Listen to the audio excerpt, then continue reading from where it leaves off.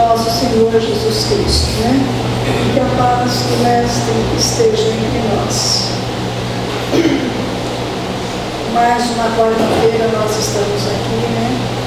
Reunidos nesse elo fraterno para ouvirmos um pouquinho mais dos ensinamentos de Jesus, né?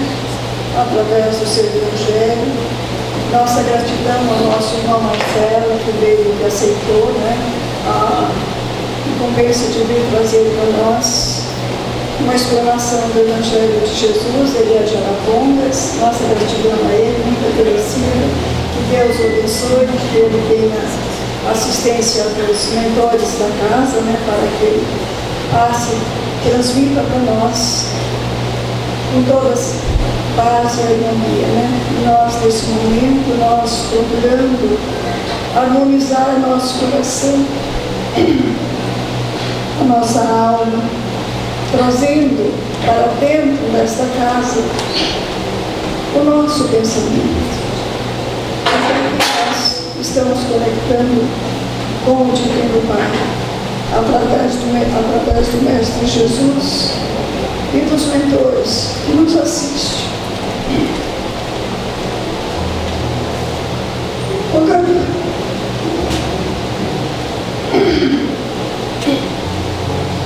Desculpa, gente, que eu estou com problema bem grave na garganta mesmo, viu? Rogando a Jesus, porque Ele se fez intercessor nosso junto ao Pai quando Ele disse: eu sou o caminho, a verdade e a vida. Ninguém vai ao Pai senão por mim. Então nós recorremos ao Mestre nesse instante, para que nós possamos ser iluminados, para que nós vamos seguir a retidão de nossos caminhos, mesmo através dele estar um tanto conturbado.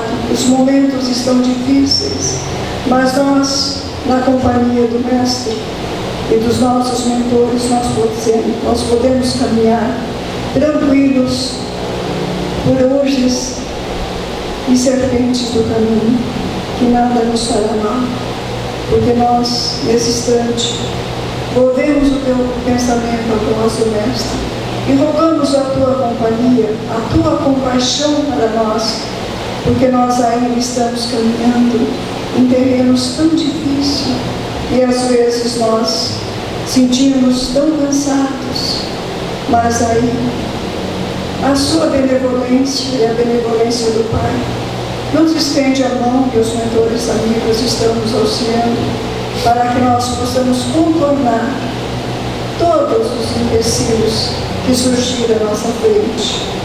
Rogamos a Ti, Pai, paz para os nossos corações, paz para os nossos lares, paz para o nosso país, paz para o nosso planeta, Senhor, que nós precisamos, mas para que nós consigamos chegar a essa paz, nós precisamos trabalhar ela primeiro dentro de nós.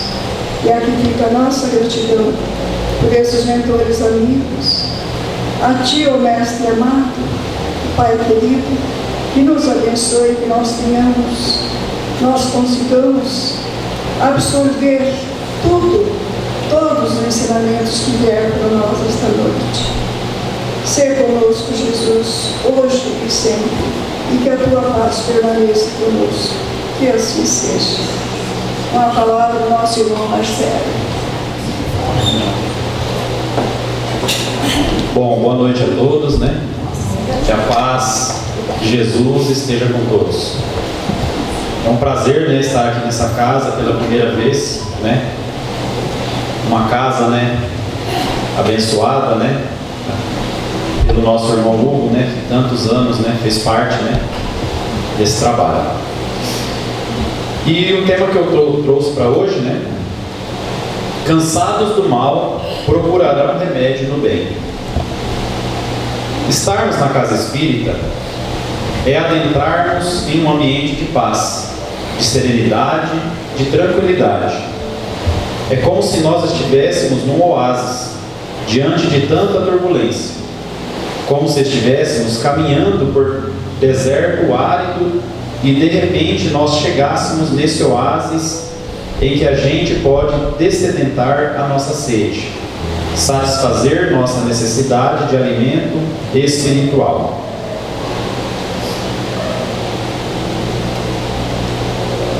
Então, assim, dando continuidade aqui, né, em uma parte do Evangelho segundo o Espiritismo, no capítulo 3, aonde, né, tem o trecho: há muitas moradas na casa de meu Pai.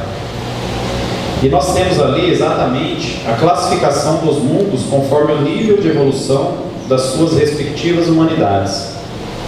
Ou seja, Kardec nos traz a classificação apresentando o nível de evolução de cada mundo, conforme naturalmente o nível evolutivo dos seus próprios habitantes. Então a gente tem os mundos primitivos, que são destinados às primeiras encarnações, os mundos de expiações e provas, onde há o império do mal, o mundo de regeneração, onde a gente tem uma espécie de paz, nesse oásis onde temporariamente você aure forças, e depois vem o mundo ditoso ou feliz, onde há o império do bem, e finalmente o mundo que é o celeste ou divino, onde há exatamente a morada dos espíritos puros, ou destinados àqueles já nas suas últimas encarnações. Os primitivos destinam-se às primeiras encarnações, os celestes ou divinos às últimas encarnações. E nós temos o mundo de expiação e provas, com o império do mal, o mundo ditoso ou feliz, com o império do bem. O mundo de regeneração, portanto, é o mundo de transição, é o mundo intermediário. E nós estamos em plena transição para o mundo de transição. O que está acontecendo hoje é algo tão impressionante, tão tocante, e aí a gente vai entendendo a mensagem do Evangelho de Jesus à luz do Espiritismo, com uma clareza impressionante, numa didática admirável, desse mestre lionês que foi Allan Kardec, o professor Rivaio, que codificou a doutrina espírita, que possibilitou a materialização dessa doutrina entre nós, como uma revelação divina dos espíritos superiores. E nós temos aqui o capítulo 8 do Evangelho segundo o Espiritismo, quando fala da pureza do coração. O capítulo traz exatamente um trecho do sermão, que é o mais conhecido de Jesus e de toda a humanidade, que é o chamado Sermão do Monte. Ali existem as bem-aventuranças e outros preceitos extraordinários. Bem-aventuranças como sendo o convite para que nós sejamos felizes, para que nós sejamos plenos. Então, diz Jesus no seu verbo extraordinário lúcido, diz assim: bem-aventurados os que têm puro coração, porque verão a Deus. Olha que interessante, a visibilidade divina ao nosso alcance se revela pela pureza do nosso coração.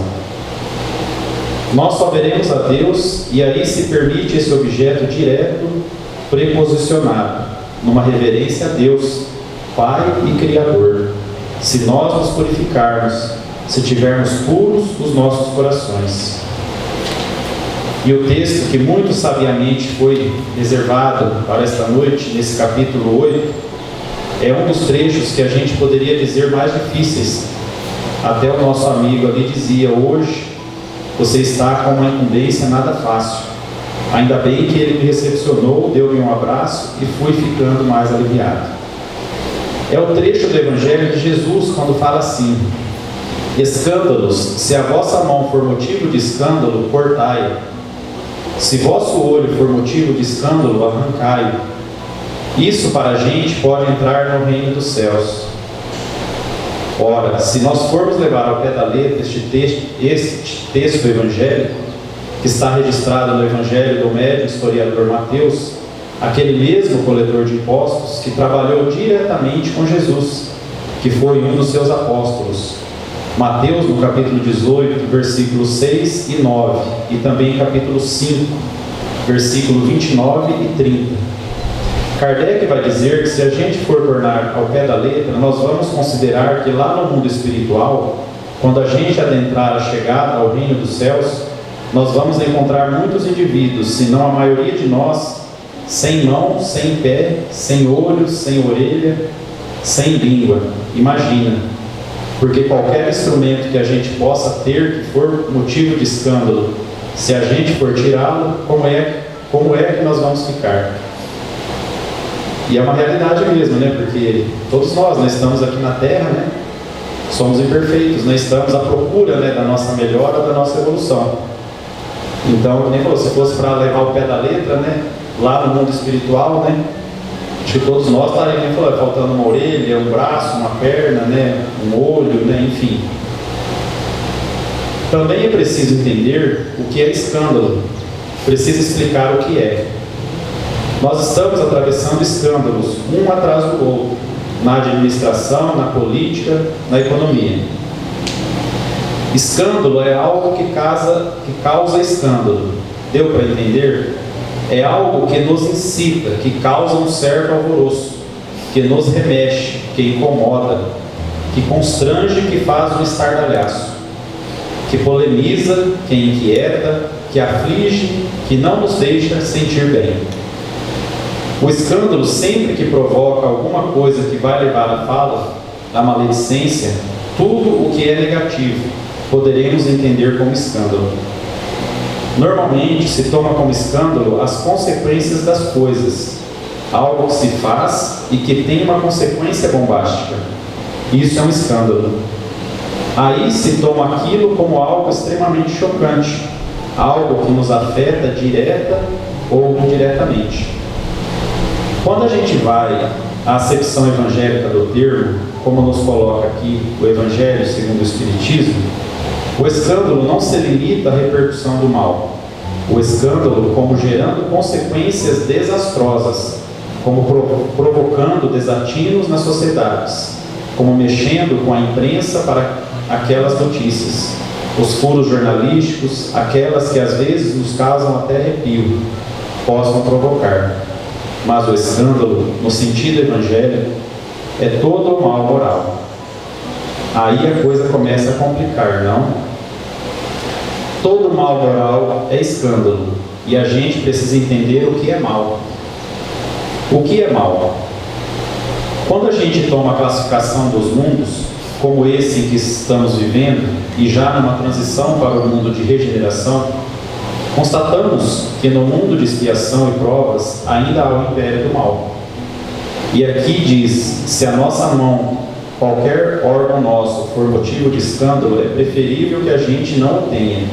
Ou seja, se nós utilizarmos quaisquer dos nossos valores, dos nossos instrumentos, das nossas competências, dos nossos recursos, para praticar o mal, a gente está sendo motivo de escândalo. É preferível, então, não ter esse recurso, abrir mão dele a praticar o mal. O que é o mal, então? O mal é tudo aquilo que prejudica os nossos semelhantes. Tudo que a gente faz que vai de encontro à necessidade do próximo e não ao seu encontro é o mal. O mal é esse escândalo íntimo de quando nós pensamos algo que não deveríamos pensar. O mal é uma palavra mal empregada diante, por exemplo, de um instante de cólera. O mal é até mesmo um sentimento que eu tenho de desamor para com o meu próximo. Isso é o mal.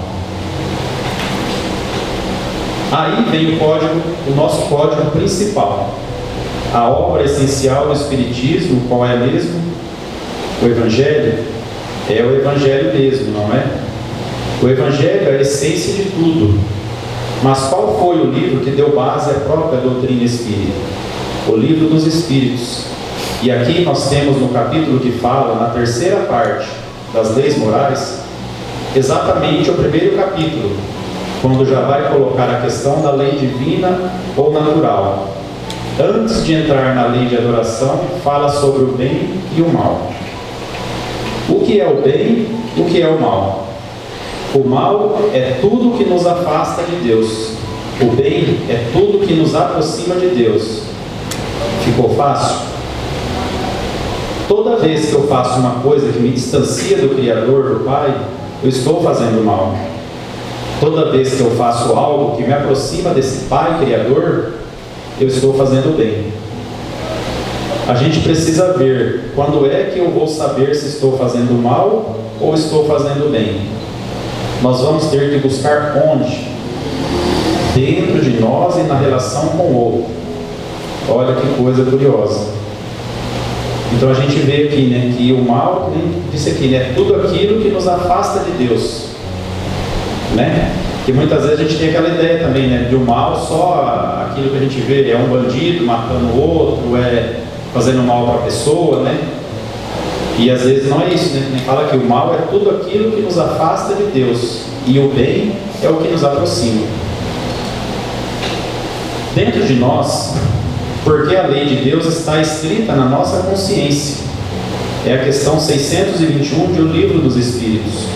Onde é que está escrita a lei de Deus? Na consciência. Ou seja, né, está em nós, né? Não é algo físico, né, que eu pego, mas sim na nossa consciência, né? Ali está a lei de Deus. Então, se eu tiver dúvida sobre o bem e o mal, se eu estou certo ou errado, eu vou fazer uma pesquisa na minha própria consciência. Eu vou dar um tempo para o mundo exterior. Vou adentrar a minha intimidade, questionar a minha consciência. Será que isso que eu vou fazer está certo ou errado? Será que isso que estou pensando é bom ou é mal? Quando eu faço essa viagem para dentro de mim mesmo, eu busco na minha consciência onde está escrita a lei de Deus e vou poder distinguir uma coisa da outra. Por que eu tenho dúvida? Porque eu ainda não me conheço. À medida que eu vou me conhecendo, a dúvida vai desaparecendo, porque eu vou ter mais certeza. Enquanto a gente desconhece, a gente desconfia. Você fica inseguro, você não sabe o que fazer. Depois que você passa a conhecer, você tem a ciência, o conhecimento. Você se sente mais consciente.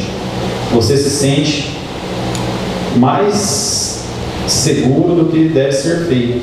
Por isso a lei de Deus está escrita na nossa consciência e a gente tem que buscar ali. O processo é íntimo, pessoal, intransferível, só nosso.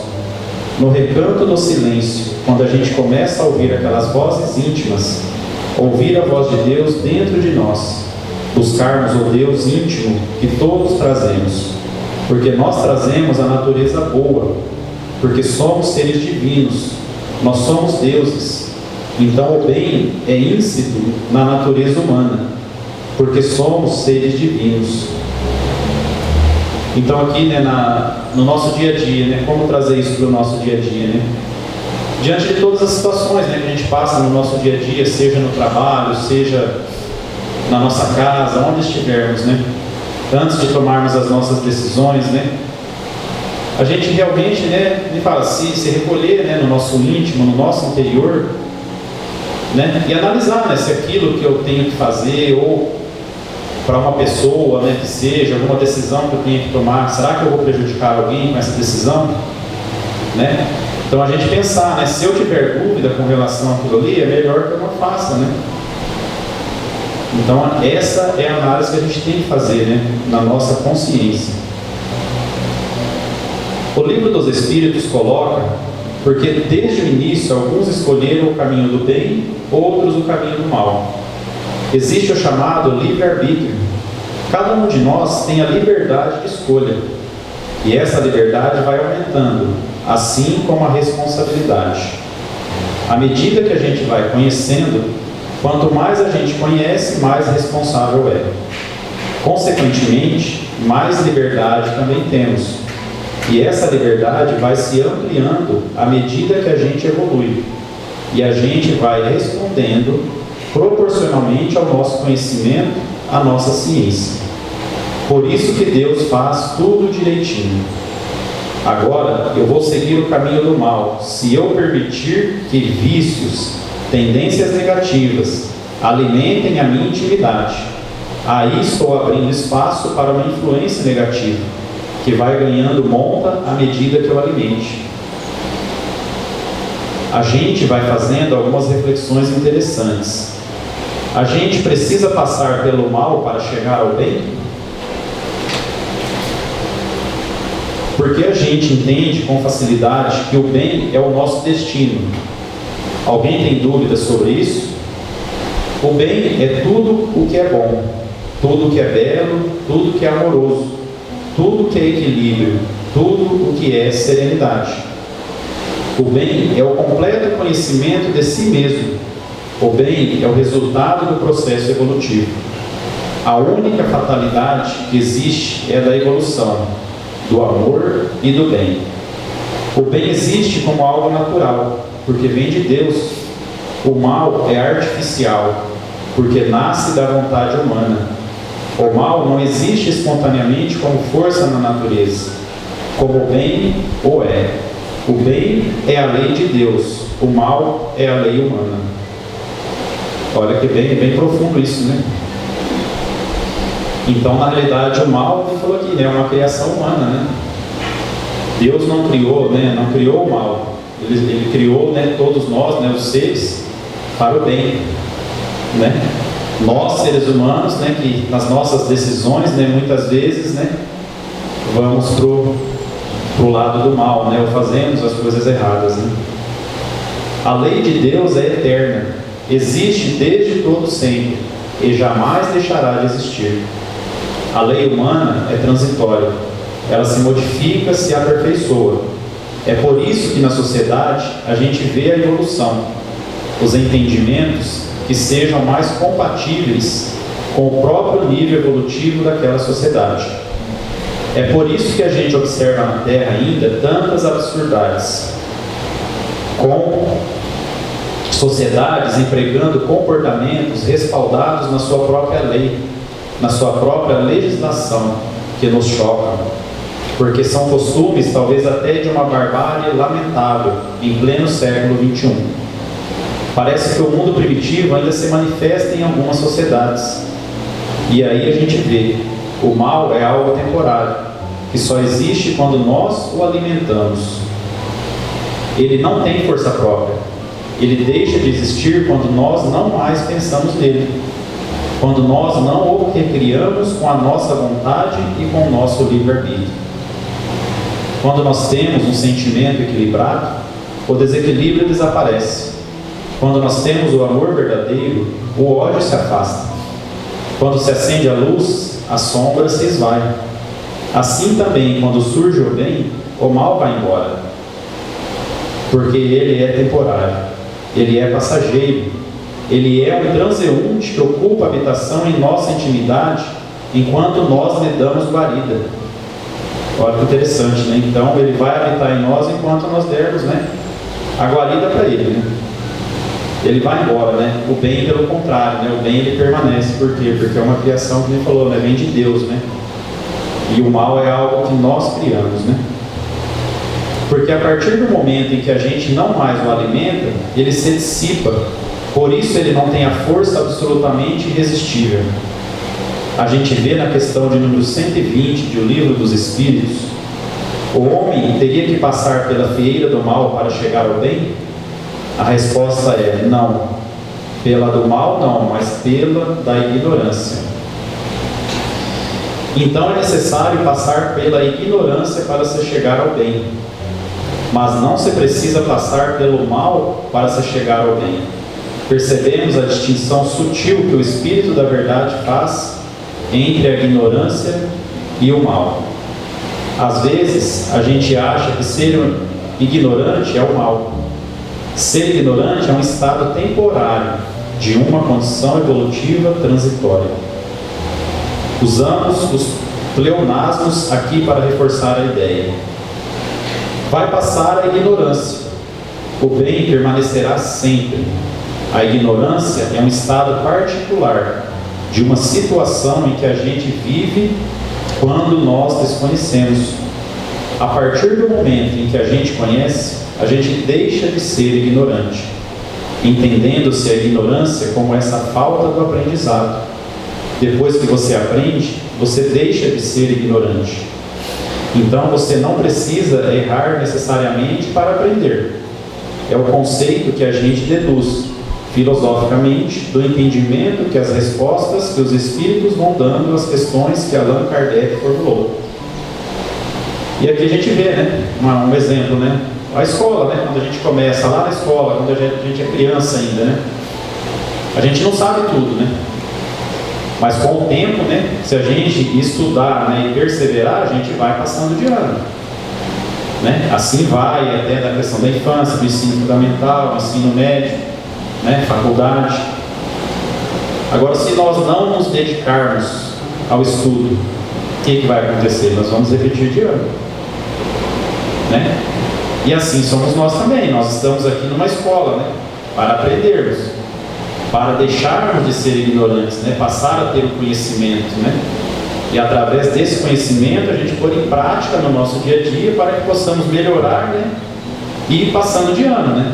É a mesma coisa numa escola. Então, né, só para a gente, né, ilustrar um pouquinho, né, da questão da ignorância e do mal, né? Então, ser ignorante não quer dizer que você é uma pessoa má, né? Tem uma diferença bem grande, né, em cima disso aí. O erro, como a gente costuma dizer, é humano. Errar é humano, é um ditado popular, absolutamente certo por um lado, errado por outro. Por quê? É como se nós fôssemos dizer que o erro é humano porque a maioria de nós humanos erra. Então o erro é comum.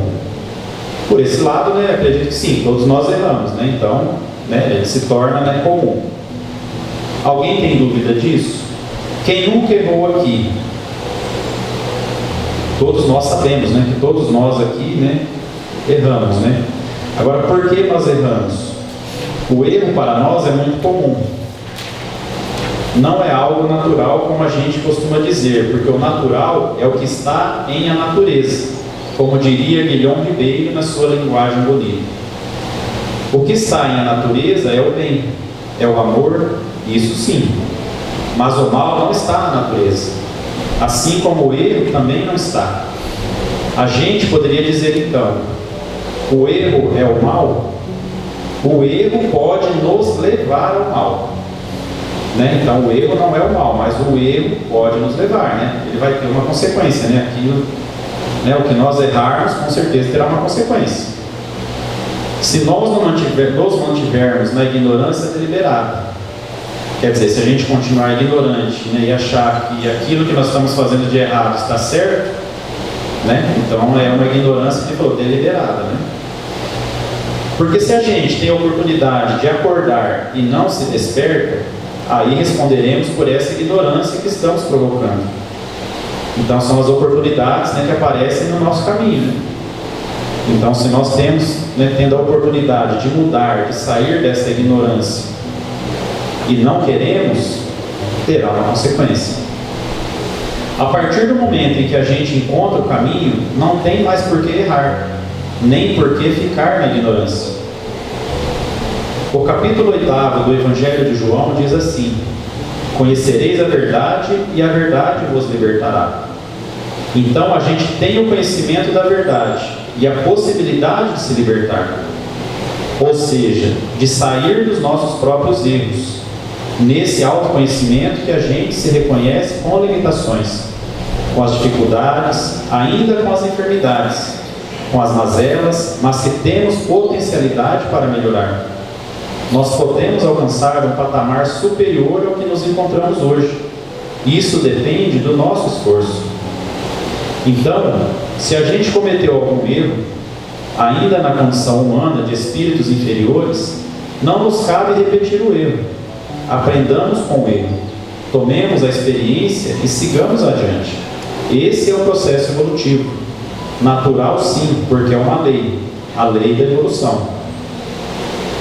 Não há como a gente fugir da evolução, mais cedo ou mais tarde, por mais que a gente use o livre-arbítrio, por vontade própria, para permanecer estacionário, a natureza vai nos impulsionar ao progresso, porque isso faz parte da lei divina. Deus nos criou para chegarmos à perfeição relativa que nos compete. Aí outra questão que tem o Livro dos Espíritos. Bom, então por que Deus já não nos fez perfeitos? Já tendo superado todo o mal para não ter que enfrentar o mal. Vejam que coisa linda, não seria maravilhoso? Claro, né, se a gente pensar, falar, né, é uma pergunta, né? Por que não fez, né? Todos nós perfeitos. Aí segue aqui, né? A obra de Deus é perfeita. Ela só não é completa. Deus permite que nós, por nossas ações, cumpramos a razão de existir, que é completar a sua própria criação. Olha que maravilha! A nossa razão de existir, a existência do Espírito, o dom da imortalidade, é para que nos construamos o nosso próprio processo evolutivo, auxiliando a obra divina. Não porque ela seja imperfeita, mas porque ela precisa ser completada com as nossas próprias ações. Isso é que dá sentido à vida. Por isso é que somos deuses em potencialidade. Jamais chegaremos à condição do Criador, mas chegaremos à condição de co-criadores, como Cristo o é, no seu psiquismo lindo, maravilhoso, co-criando o planeta Terra com o próprio Deus, há 4 bilhões e 500 milhões de anos aproximadamente. Jesus já era um espírito puro. Então a gente vê assim, é preciso passar pela fieira do mal? Não. Nós poderíamos então ter caminhado o tempo todo evoluindo numa linha reta? Poderíamos. Agora, por que não vemos exemplos aqui na Terra? Porque estamos em um mundo de expiações e provas? Onde há o império do mal? Aliás, não é uma pergunta, né? Onde há o império do mal? Muito simples.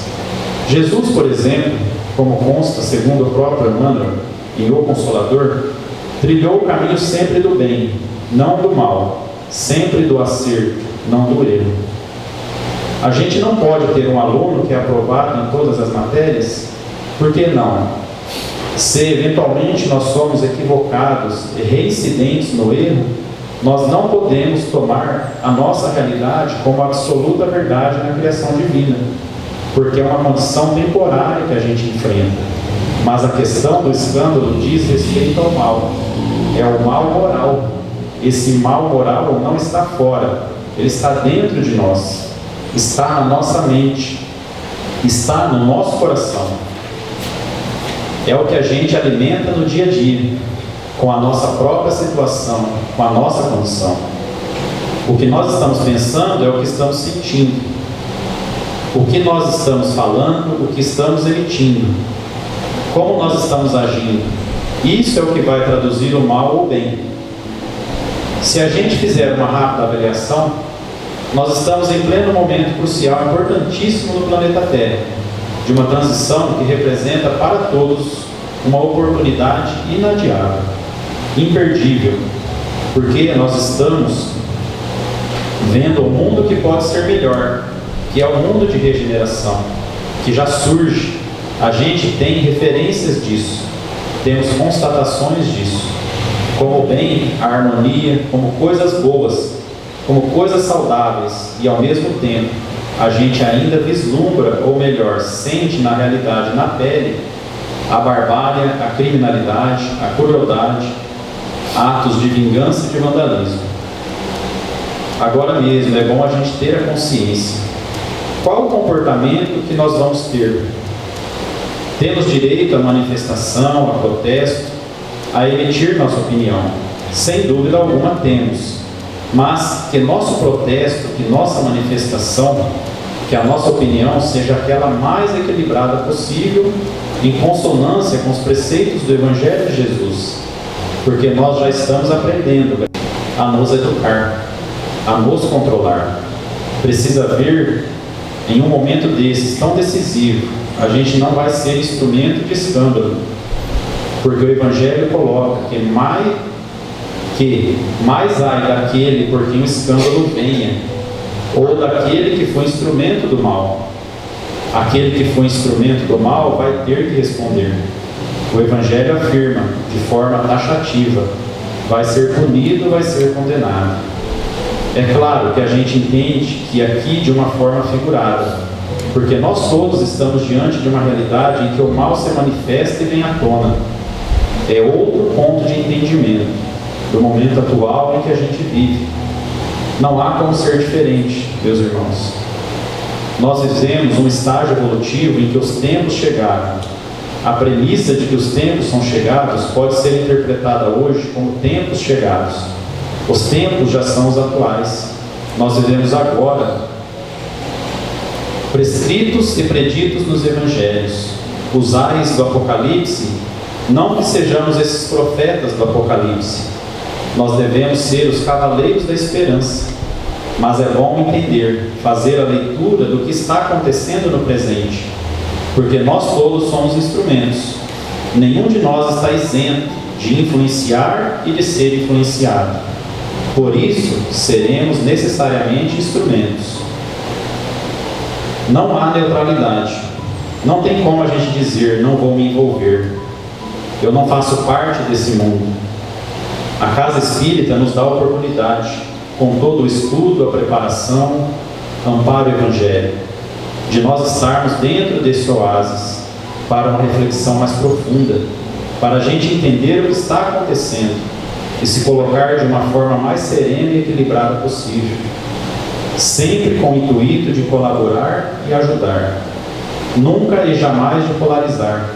Até mesmo no movimento espírita, quando a gente polariza, é prejudicial. Você vai para um lado, dá a impressão de que existe o lado do bem e o lado do mal. Se todos nós estamos juntos, unidos, por que essa dicotomia?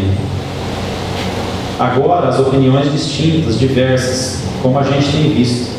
Representante de um lado, de outro lado, pessoas pensando de uma forma, outras pensando de outra. Isso é natural, nós somos indivíduos.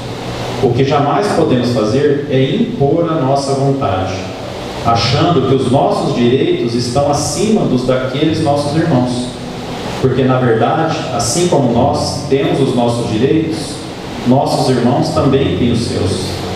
E aí o Evangelho coloca que o mal, sendo sempre mal, aquele que serviu, sem o saber, de instrumento da justiça divina, aqueles cujos maus instintos foram utilizados, nem por isso deixam de praticar o mal e de merecer punição. Veja, às vezes a gente ouve nas reuniões mediúnicas aqueles espíritos justiceiros que se colocam assim: eu não estou fazendo mais nada do que cumprir a justiça de Deus. Já ouviram isso? Tem sido cada vez mais recorrente. Espíritos que se colocam na posição de julgadores. Então eles julgam e condenam. Como nós vemos lá na obra Libertação, o Espírito Gregório, estão lembrados, com toda a sua equipe, assim também como nós vemos na obra Nos Bastidores da Obsessão, que a Federação Espírita reedita e daqui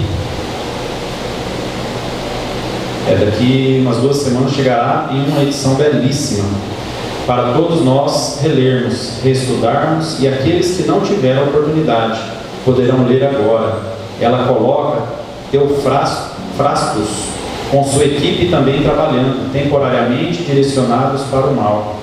Mostra toda a atuação daqueles que pensam estar cumprindo as determinações divinas na aplicação da justiça, porque se for esperar o tempo, vai demorar muito. Então eles falam, vamos resolver logo isso. Acham que não estão fazendo mais nada do que cumprir essa justiça, só que de forma a fazer com suas próprias mãos, já julgando, condenando e punindo. Por isso, o cuidado que a gente tem que ter. Quando nós nos tornamos instrumentos do escândalo, nós entramos num processo de julgamento e condenação. Agora, nós não devemos nos colocar na posição de juízes, porque não temos autoridade moral. O mal moral é quando a gente se arvora no julgamento e na condenação do outro. Por isso a gente vai ter que responder. Vejamos, o mal se faz necessário. É necessário que o escândalo venha, ou seja, é necessário que o mal venha, mas ai daquele que é o instrumento do mal. Como a gente vai entender que o mal é necessário? Colocando-se a bondade de Deus, a justiça do Pai. Como podemos entender que o mal é necessário? E o Evangelho explica. O mal se faz necessário pela própria condição temporária em que nos encontramos. Se nós estamos em um planeta de expiação e de provas, onde há o império do mal, é evidente que o mal tem que vir à tona. O mal tem que se manifestar para ele ser o quê? Ser erradicado. Se ele ficar escondido, não tem como a gente visualizá-lo, nem como trabalhá-lo. Então, ele se manifesta, ele vem. E nesses momentos ainda mais efervescentes de crise, porque virá a transformação, virá a renovação. Nós todos somos colocados aqui, à prova. Estamos no mundo de expiações e provas. Temos que ser testados. Os nossos valores, nossos conhecimentos, os nossos sentimentos, as nossas ações. Precisamos ver como é que nós estamos nos comportando. E não tem como ser diferente, senão enfrentando a prova do dia a dia, o testemunho pessoal. E aí nós vamos ser testados nas nossas diversas competências, nas nossas diversas possibilidades de atuação. Poderemos sair vitoriosos ou não, mas esse mal tem que vir à tona. A terra necessita trabalhar-se. E ela prova como mãe Gaia essa natureza extraordinária que nos serve de habitação de morada, que nos oferece os recursos para a nossa sobrevivência material no planeta. Ela está em ebulição. Ela própria se remexe, se reverbera para exigir novos tempos. Esses tempos que são chegados, que chegaram. Se a gente fizer uma análise, nós somos aqueles espíritos que estamos vindo de há muito e de repente temos agora as oportunidades de evolução, porque os tempos chegaram. E isso pode ser consolador, porque a oportunidade está aí.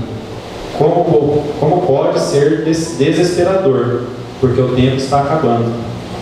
Meu Deus do céu, e a gente está aqui ainda? Por que não aproveitamos antes para evoluirmos logo? Porque chegou o limite do planeta para dizer: evoluam, meus irmãos, porque senão não vou poder continuar a recebê-los aqui. Não que não teremos outras oportunidades, mas é que o próprio planeta naturalmente evolui, porque tudo na natureza evolui, e a gente precisa também evoluir. Se nós permanecermos renitentes nesse mal que se faz necessário, por hora, nós teremos que habitar uma condição em que o mal continuará sendo necessário por mais tempo, devido ainda à nossa ignorância prolongada por deliberação própria. Aí a gente tem até a figura da queda, não é isso? Simbolicamente, porque nós falimos, nós cometemos erros, e nós reincidimos nesses erros. Por isso é que a gente precisa de trabalhar, para caminhar com vigilância, com equilíbrio, com uma conexão com o alto, encontrar o caminho da paz. Todos nós temos possibilidade de encontrar esse caminho, mas a gente precisa se esforçar, não tem outra alternativa. E aí é o desafio maior. Será que estou preparado? Será que estou em condições? Se eu não me sentir em condições agora, eu ainda tenho tempo de me preparar. A gente costuma dizer, a doutrina espírita nos dá esse consolo, não é?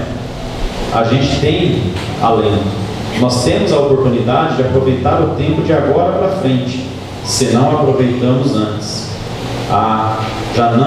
Já estamos nos finais dos tempos, sim, mas ainda há tempo. Nós estamos aqui encarnados.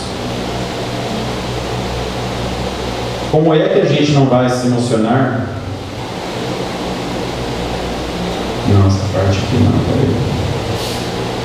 Quando nós encontramos esse caminho, que é o caminho natural, que é o caminho verdadeiro, nós nos sentimos bem-aventurados, nós sentimos felizes, porque planificados. Encontramos na mensagem de Jesus o verdadeiro consolo e reconhecemos que com Jesus a gente vai descobrir que o fardo é leve e o jugo é suave.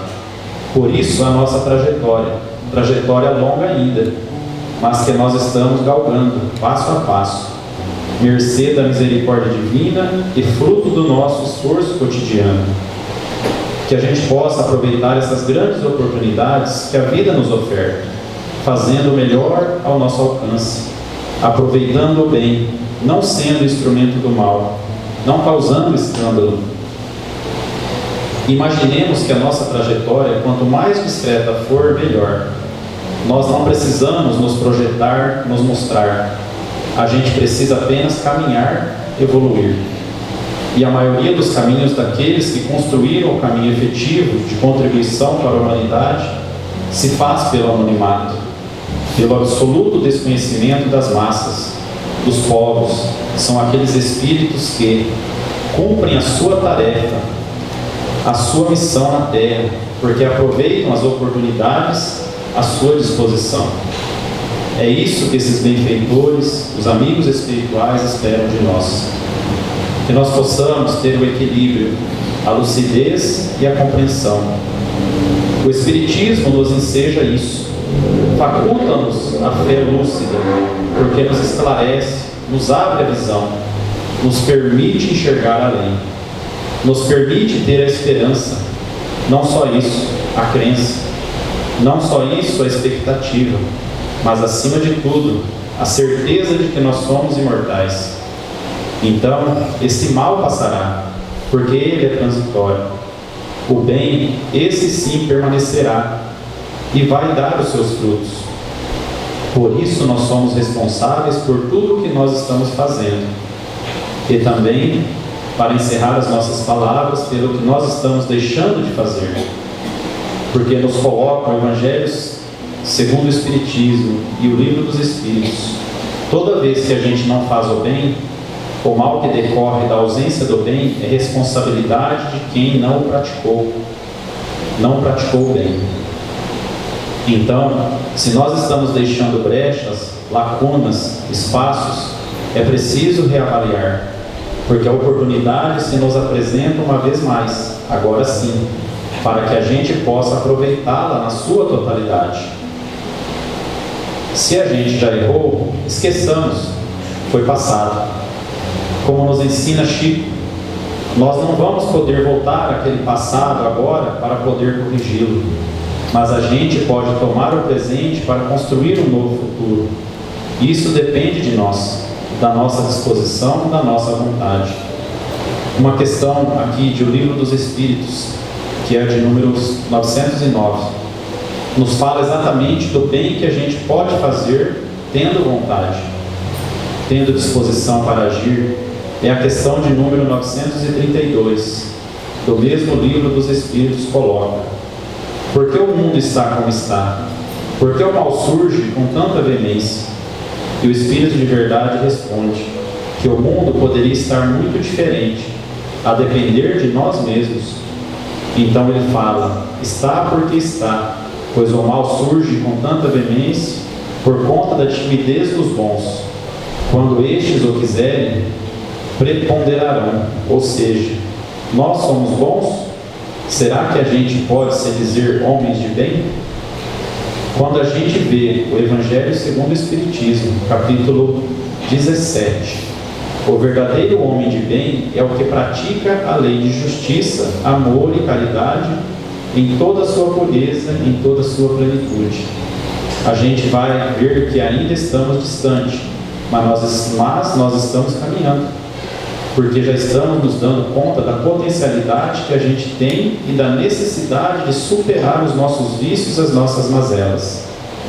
Estejamos convictos de que Deus, na sua bondade, Jesus, na sua misericórdia, e os Espíritos, nossos amigos, com toda a sua paciência, estão sempre nos amparando. Por isso, a gente tem a convicção de que não estamos sós. Somos solidários com o nosso próximo e temos a companhia desses irmãos que nos assistem. É por isso que na intimidade do nosso coração, quando nós nos recolhermos em prece, quando fizermos aquela visita íntima para o reconhecimento consciencial, buscando nos conhecer cada vez mais profundamente, possamos dizer para esse nosso irmão, que é nosso guia, nosso amigo, nosso protetor, aquele que quer o nosso bem, dizer do fundo do nosso coração, no silêncio das nossas palavras, que alcançam o mais profundo da nossa alma: encontrei-te um dia e pedistes para eu cantar. Minha voz se perdia na sinfonia da terra, em festa, e eu não podia cantar.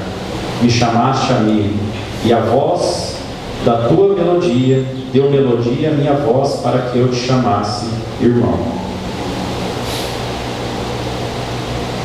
Então, meus irmãos, no caso seria hoje, essa mensagem, que eu tinha para trazer para vocês, então que nós possamos, aproveitar essa oportunidade, que estamos hoje, que nem disse aqui, no final ali, a gente, se a gente tem a oportunidade de fazer o bem, que façamos, não deixamos para depois, e que nem o próprio Chico disse, claro que nós não podemos, voltar atrás e voltar lá atrás e corrigir, lá atrás, mas a partir de hoje a gente consegue fazer uma mudança e fazer um novo fim, porque o que passou a gente tem que tirar as lições, daquilo que a gente fez de errado, das coisas, porque todos nós erramos, com certeza. Então, assim, que a gente possa tirar a lição dos nossos erros, mas o passado ele não volta, o que foi já foi, e o que nós temos é o que? É o hoje, é o agora. Que nem ao amanhã nós não sabemos, nós não sabemos a hora do nosso desencarne, da nossa partida, para o mundo espiritual. E quando chegar esse momento, será que nós estamos preparados? Será que nós fizemos, tudo aquilo que podíamos, para... Aí vem as perguntas, Então, por isso que a gente tem que aproveitar o agora. Se hoje, nós estamos dentro dessa doutrina, que nos traz, um esclarecimento, muito grande, de vários aspectos, de vários assuntos, Mas acima de tudo, a transformação ela tem que vir do nosso interior, somos nós que temos que buscar a Deus, que nem falou no texto ali, buscar a Deus na nossa consciência, no nosso íntimo, nas nossas orações, no recolhimento, do nosso íntimo ali, no nosso quarto, Então, os ensinamentos estão aí, mas a mudança que tem que ser feita somos nós que temos que fazer, E dentro de nós, não é eu querer mudar, o meu vizinho, o meu irmão, o meu pai, a minha mãe, sei lá, seja quem for, Nós temos que mudar nós, que através do nosso exemplo, através da nossa mudança, aqueles que estão à nossa volta vão perceber isso, Então, nós temos que buscar ser o exemplo. Vamos errar ainda, vamos cair, vamos, E nem nós estamos aqui nesse mundo e vamos ainda errar, vamos cair, isso sem dúvida, Estamos longe ainda, da perfeição, dos mundos ditosos e felizes, Mas estamos caminhando, E nós fazemos parte, podemos se considerar até, eu acho que felizes, por estarmos nesse momento aqui na Terra, que é o momento de transição, de um mundo de provas e expiações para um mundo de regeneração, Então, que nós possamos aproveitar essa oportunidade, desse conhecimento, dessa doutrina, para que nós, possamos seguir rumo a este mundo também, e possamos contribuir para isso, E a gente sabe que aí fora existe mesmo, A gente vê quantas coisas, A gente até olhando parece que está piorando, em vez de melhorar, Mas não é isso, Que a oportunidade está sendo dada para todos, Muitos, aproveitarão, muitos talvez, ainda, não têm o conhecimento, não têm o entendimento, Então ainda, continuarão, ou, de repente não farão parte, pelo menos momentâneo, desse mundo de regeneração. Mas Deus, é tão perfeito, que nem falou na sua criação, nas suas leis, que Ele nos dá a oportunidade, independente, do filho, que esteja passando por um momento difícil, ou que se nessa encarnação, não conseguiu, mas com certeza, Ele nos dará, outras oportunidades para a gente, poder reparar o nosso erro, E aí só uma mensagem aqui para encerrar, que é do livro, O Médico Jesus, de José Carlos de Luca. E o tema é esse, o Médico Jesus. E é uma mensagem aqui de Bezerra de Menezes. Filhos do meu coração, que o Senhor Jesus abençoe este ensejo bendito de integração espiritual com os nossos irmãos encarnados. Aqui compareço nas páginas desta despretensiosa obra, com o único intuito de testemunhar os esforços que os guias espirituais têm feito em favor da preservação da saúde de todos aqueles que ainda mourejam na experiência física. Quando vos entregais ao sono, vossos guias tutelares entram em ação mais direta, trazendo-vos às esferas do nosso plano para a restauração das forças físicas combalidas pelas contínuas e extenuantes agitações da vida moderna. Cirurgias são realizadas em vossos corpos espirituais, removendo futuros obstáculos que mais tarde se manifestariam no corpo físico em forma de distonias várias, impedindo o desempenho de vossas tarefas reencarnatórias. Recargas energéticas são procedidas por técnicos do nosso plano quando vossas energias entram no eclipsar das convulsões emocionais mais densas, todas elas procedidas pelos recalques dos melindres e das paixões. Pena que nossos irmãos se desvinculem temporariamente do corpo em precárias condições espirituais, pois muitos sequer abrem os lábios para uma prece de gratidão a Deus antes de se recolherem aos leitos. Talvez alguém desconfie de tanta misericórdia para com os deslizes humanos. No entanto, posso vos assegurar que o amor de Deus é incomensuravelmente maior do que todos os nossos desatinos. Não fosse a eterna e inesgotável complacência do Pai, não suportaríamos o peso implacável da lei de causa e efeito. Vossos anjos de guarda também se incumbem de cuidados diários, para que a comida que vos chega à mesa esteja munida dos recursos espirituais necessários ao desempenho de vossas tarefas, retirando tanto quanto possível as influências deletérias nascidas da invigilância mental e da falta de asseio verbal na hora da refeição. Antes mesmo de vos levantardes, vossos guias aplicam recursos espirituais para o equilíbrio da máquina física, embora lamentem posteriormente que esses recursos venham a se perder pelo mau humor, pela apatia, pela revolta, que tomam conta de muitos de nossos filhos ao se levantarem no decorrer do dia, mesmo com muitas dificuldades de acesso às vossas mentes conturbadas e inquietas. Muitos familiares queridos que se encontram domiciliados em nosso plano e que ainda sentem infinito amor por seus entes amados, que permanecem na experiência física, os cobrem de carinho espiritual e não se cansam de vos orientar na senda do amor, da paciência com as adversidades, do otimismo em relação ao futuro e do trabalho santificante de amor ao próximo, bases em que se assenta a nossa saúde espiritual.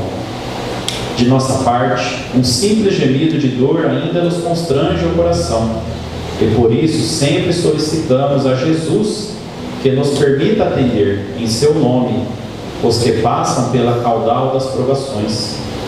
Isso tudo, meus filhos, dizendo não para vos cobrar tributos de gratidão da pequenina assistência que nos é possível prestar, pois nós também ainda nos sentimos enfermos perante aquele que é a suprema bondade, o supremo amor de nossas existências, o inovidável Mestre da Galileia. Falamos isso para demonstrar o quanto Jesus é o nosso socorro incessante. Toda cura que se realiza no planeta é obra e milagre do amor de Jesus. Por isso, gostaríamos de aproveitar a oportunidade para, humildemente, reiterar aos nossos filhos da alma os apelos para que jamais olvidemos de consultar o médico Jesus em nossas dificuldades no campo da saúde e da harmonia íntima. Se procurarmos pela paz, Jesus é a fonte inexaurível. Se nos encontrarmos perdidos, Jesus é o caminho de portas abertas. Se estivermos aflitos, Jesus é a consolação para agora. Se a tristeza nos visitar, Jesus é a esperança de um novo amanhã. Se a doença nos abater, Jesus é o remédio acessível a todos os corações. Meus filhos, não procureis Jesus apenas para a cura de vossas desarmonias físicas. Procurai-o também como médico sublime de vossas almas, pois em toda doença física, o que encontraremos sempre é um espírito enfermo necessitado de amor. Jesus continua sendo o nosso divino médico, receitando o amor por solução das nossas dores, pois somente o amor é remédio capaz de arrostar a doença do egoísmo para bem longe do nosso caminho. Que as bênçãos do Cristo em favor da saúde encontrem nosso coração sintonizado nas frequências do amor. Este singelo livro é uma ferramenta útil ao nosso encontro com o médico Jesus. Augurando sinceramente a nossa cura integral, despeço-me com carinho paternal no abraço amigo do servidor de sempre. Bezerra de Menezes. Bom, boa noite a todos, né? Com essa mensagem, né, eu finalizo, né? Mais uma vez agradecendo, né, a presença de todos, né? Agradeço pela oportunidade, né, que me foi dada de estar aqui, né? Espero ter contribuído um pouquinho aí, né, com a mensagem de hoje. Muito obrigado. Obrigada, Marcelo. Que Deus o recompense sua jornada, sua caminhada. Que o inspire sempre nas melhores escolhas do bem e do mal. Você estava nas suas reflexões, eu me lembrei que nosso irmão apóstolo Paulo também tinha, ele que já tinha se aproximado tanto, né, de Jesus, da essência de Jesus, ele dizia, mas por que todo bem que eu quero eu não consigo fazer? Ele tinha essa dificuldade. Imaginemos nós, que nós sabemos que a encarnação é essa possibilidade, né? Esse embate desse mundo material que nos desafia, que nós nos confrontamos com o egoísmo, com o orgulho, e aí onde é a nossa dificuldade, e é onde tem o maior aprendizado. Obrigada, Marcelo. Não sei se vão conseguir escutar, apesar do microfone, porque eu estou afora praticamente. Mas agradecer mais uma vez ao Marcelo pelo pego que ele fez sobre a doutrina, o roteiro que todos nós deveríamos procurar imbuir no coração e na mente, né? E tentar seguir todas as mudanças, todas as atitudes sadias e cristãs que o nosso mestre nos deixou. E o exemplo maior dele, o fato de nos ser recordado nisso, e um encerramento fantástico com a prece do Dr. Adolfo, já valeu e foi feito o encerramento. Eu só queria complementar, agradecendo em nome de todos nós, de toda a casa, e com a permissão do nosso mestre, repetir a prece que ele nos deixou, que é a palavra final de todas as nossas preces. Pai nosso que estás no céu, santificado seja, Senhor, o teu nome. Venha a nós o teu reino e seja feita a tua vontade, assim na terra como no céu. O pão nosso de cada dia dá-nos hoje e perdoai as nossas dívidas, como perdoarmos aos nossos devedores. Não nos deixeis cair em tentação e livra-nos de todo mal. Pois teu é o reino, o poder e a glória para todo sempre. Uma boa noite e até quarta-feira que vem, se Deus quiser.